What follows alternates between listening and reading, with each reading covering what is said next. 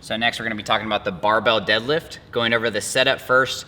When we set up for the barbell deadlift, we're going to make sure that we get our hands probably about thumb distance away from the thighs. The wider you go, the harder it's going to be and the more range of motion you're going to need. The closer those hands are, the easier it's going to be, but don't let the hands get too close to where they have to work in front of the knees. You want to make sure that they're getting out of the way of the knees. So after we've got our grip set up on the bar, we're going to lower ourselves down, trying to maintain a neutral spine, sinking from our hips and from our knees. When we're at that bottom position, we're going to make sure that before we initiate the lift, we're in the right position.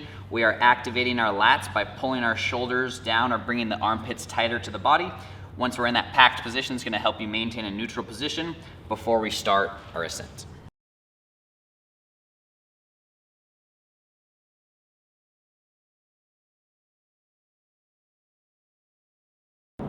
So after we've gone through the setup of our barbell deadlift, we're going to skip the descent because we're going to have to start from the ground. So we're going to start with our ascent first.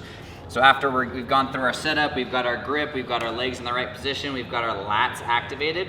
As we press up, we're going to make sure that our knees and our hips are locking out at the same time. So what we don't want to do is we don't want the bar to come around the knees. Think about keeping that bar path vertical. So I'm just pushing my legs straight down, the bar is vertical. Once the bar comes to the knees, then that's when the extension of the hips are going to come into play. We're just going to be pushing our hips through. We want to try and avoid overextending and arching our back. We don't want our shoulders behind our heels. We want to finish in a nice stacked position with our hips pushing forward, squeezing our glutes tight.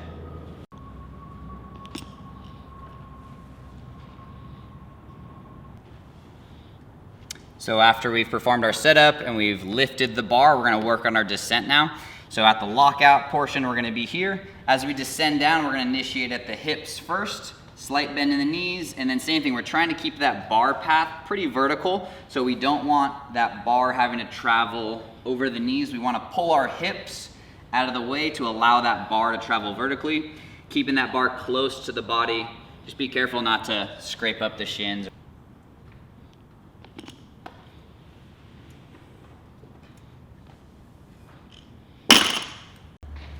So once we perform the barbell deadlift movement, we've gone through the full bar path, the full motion. We're going to talk about safety protocols to make sure that you're staying safe and you're not going to be injuring yourself. We're going to talk about if you don't have the mobility to get all the way down here, especially with a heavy load, we're going to talk about how you can bring the floor a little bit closer to you and kind of remove some of that range of motion to make that movement a little easier. As we get better, we can go ahead and increase the range of motion on this lift.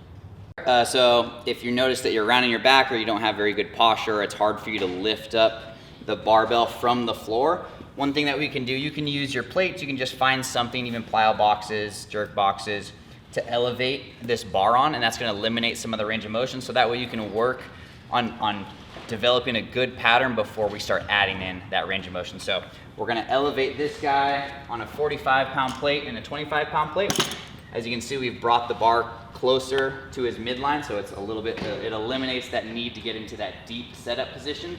So now he's able to maintain more of a neutral spine and not have to lift from the floor. So notice he's able to maintain his position a little bit better. If we wanted to progress this and if we're feeling like we're getting a little bit better at our setup, we want to challenge the range of motion, we can just roll that plate or that bar off. We can take off one of these plates. And then now we've added about maybe 1 to 2 inches of range of motion, and we're slowly progressing ourselves back to the floor.